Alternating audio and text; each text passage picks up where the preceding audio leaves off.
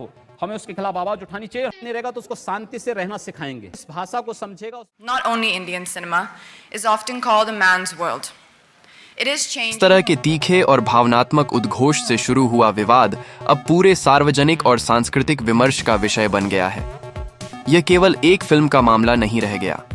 यह सोच, अभिव्यक्ति के दायरे, संस्कृति और कानून के बीच संतुलन की एक व्यापक बहस में बदल गया है। हाल की घटनाओं ने घटनाक्रम को जिस तरह हवा दी है, उस पर विचार करना जरूरी है ताकि हम समझ सकें कि यह बहस कहां से आई और किन किन ऊपरी और निचले स्तरों पर इसका असर दिख रहा है। हाल ही में रिलीज हुए एक पोस्टर जो सलमान खान की फिल्म बैटल ऑफ ग्लवन से संबंधित है, ने देश के अलग अलग हिस्सों में तीव्र प्रतिक्रियाएं जगाईं। कुछ समुदायों ने इसे अपनी सांस्कृतिक और संवेदनशील सीमाओं के पार मानते हुए विरोध दर्ज कराया। वहीं फिल्म के निर्माताओं और कलाकारों के समर्थक इसे अभिव्यक्ति की आजादी के दायरे में देखते हुए खड़े हुए।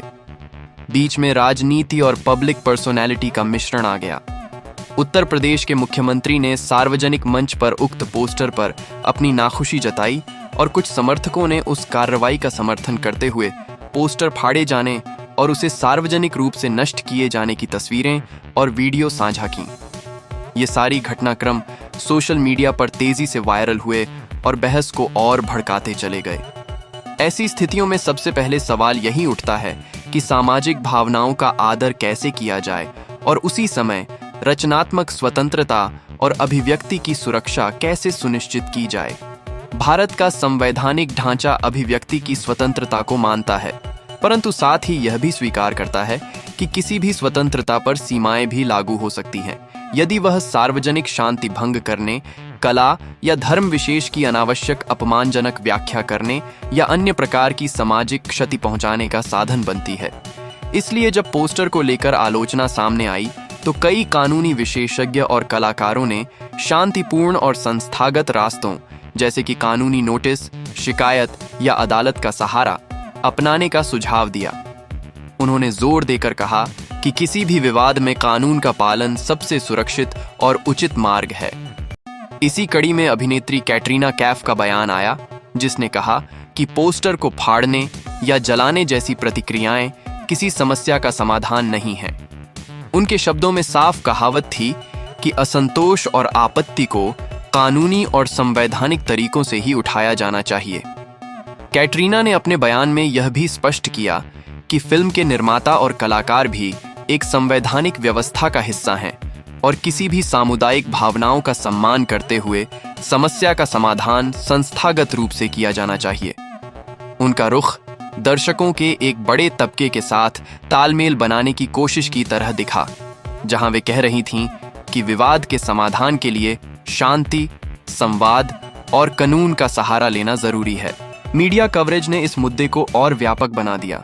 कुछ रिपोर्टों ने इसे सांस्कृतिक ध्रुवीकरण के रूप में दिखाया, तो कुछ ने इसे फिल्म और कला के प्रति राजनीतिक हस्तक्षेप के रूप में। सोशल मीडिया पर दो तरह का माहौल साफ दिखाई दिया। एक ओर वे लोग थे जो पोस्टर और फिल्म को संस्कृति के खिलाफ बताकर जोरदार प्रतिक्रिया दे रहे थे, और दूसरी ओर वे समूह थे जो इसे व्यक्तिगत या संस्थागत अभिव्यक्ति की खिलाफत मानकर फिल्म और कलाकारों का समर्थन कर रहे थे। सोशल मीडिया पर किसी भी प्रकार का शब्द चुनना और उसके सूचनात्मक संदर्भ को समझे बिना साझा करना विवाद को और तेज कर देता है। यहाँ पर यह भी ध्यान देने की जरूरत है कि जिस प्रकार से भावनाएं भड़कती हैं, वह किसी भी समाज के लिए चुनौतीपूर्ण हो सकती है। किसी भी तरह की हिंसा का पक्ष लेना या किसी व्यक्ति, समूह या संस्था के खिलाफ उकसाना कानूनन दुष्प्रचार हो सकता है और समाज में अस्थिरता ला सकता है। इसलिए चाहे किसी भी तरफ के लोग किस तरह की भावनाएं रखें, सार्वजनिक रूप से शांतिपूर्ण और कानूनी रास्तों का चयन करना ही जिम्मेदार नागरिकता का हिस्सा है। इंडस्ट्री के वरिष्ठ कलाकारों ने भी अपनी अपनी प्रतिक्रियाएं दी। कुछ ने कहा कि कला और फिल्में कभी कभी सामाजिक बहसों को जन्म देती हैं और वह छवि या कथ्य जिस वजह से विवादास्पद हो सकता है, उसे भी बहस के दायरे में रखा जा सकता है। कलाकारों ने यह भी कहा कि अगर किसी को नजरअंदाज या अपमानित महसूस हुआ है तो उसका औचित्य कानूनी प्रक्रियाओं में खंगाला जाना चाहिए। सार्वजनिक प्रदर्शनों में नकारात्मक या हिंसक व्यवहार को बढ़ावा नहीं देना चाहिए। कई बार कलाकारों और निर्माताओं ने यह भी स्वीकार किया कि मौजूदा परिस्थितियों में बेहतर होता कि संवाद में तनाव कम रखने की कोशिश की जाए और आपसी समझ से किसी समाधान तक पहुंचा जाए। यह पूरी घटना यह भी रेखांकित करती है कि किस प्रकार मीडिया और राजनीतिक वक्तव्य किसी मुद्दे को राष्ट्रीय स्तर पर तेजी से फैला सकते हैं।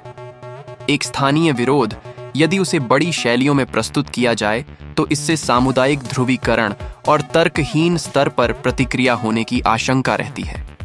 इस लिहाज से जिम्मेदार मीडिया रिपोर्टिंग और संतुलित विश्लेषण का महत्व और भी बढ़ जाता है, जहां भावनाओं को जलाने के बजाय तर्क, तथ्य और संवैधानिक प्रक्रिया को प्राथमिकता दी जाए।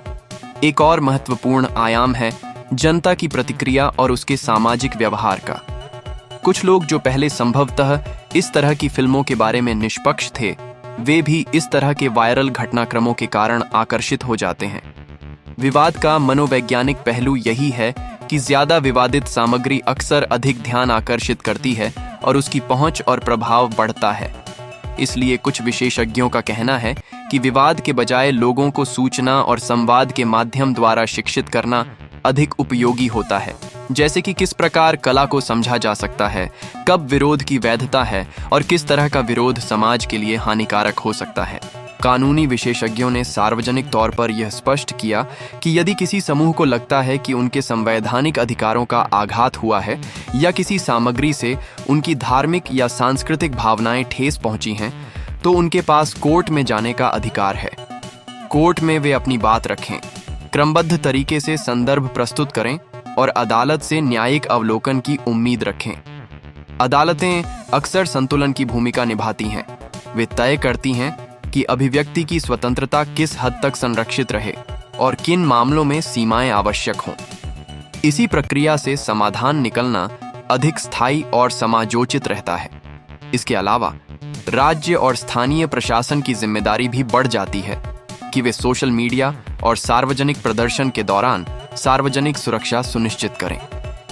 किसी भी भीड़ को नियंत्रित करना, सार्वजनिक जगहों पर सुरक्षा बनाए रखना और अलग अलग समूहों के बीच बढ़ती तनातनी को कम करना प्रशासनिक कर्तव्यों में शामिल है। परंतु प्रशासनिक कार्रवाई करते समय पारदर्शिता और नियमानुसारता का पालन भी जरूरी है, ताकि कार्रवाई राजनीतिक प्रक्षेपण न बन जाए और किसी भी तरह से अनुचित प्रतिबंध न लगें। इस पूरे घटनाक्रम में एक बात और स्पष्ट हुई कि सार्वजनिक संवाद का उद्देश्य केवल विरोध नहीं होना चाहिए, बल्कि समाधान खोजने का होना चाहिए। जब किसी विषय पर भावनाएं तीव्र हों, तब शांतिपूर्ण बातचीत, समझौता और कानूनी रास्ते ही समाज के लिए हितकर साबित होते हैं। यदि कलाकार, निर्माता, प्रशासक और दर्शक मिलकर खुला संवाद करें, तो विवादों का समाधान बिना हिंसा और भड़काऊ प्रवृत्तियों के निकल सकता है। अंततः यह सवाल आपसे जुड़ा है, आप क्या सोचते हैं? क्या यह फिल्म आनी चाहिए या नहीं? क्या पोस्टर हटाया जाना चाहिए या थिएटरों में इसे दिखाया जाना चाहिए?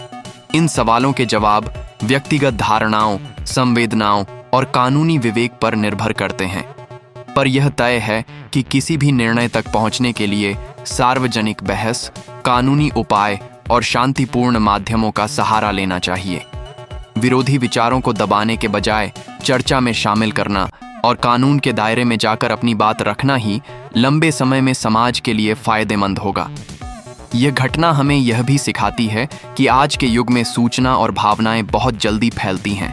इसलिए हमें प्रत्येक सूचना का परीक्षण करना चाहिए, आरोपों को बिना प्रमाणित किए फैलाने से बचना चाहिए और किसी भी तरह की हिंसा, उकसावे या अवैध कार्यों का समर्थन न करना चाहिए।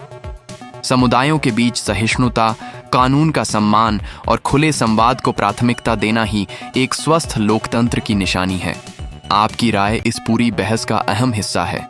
अपने विचार शांत और तर्कसंगत तरीके से साझा करें, तभी हम एक सकारात्मक और उत्पादक सार्वजनिक विमर्श की दिशा में आगे बढ़ पाएंगे।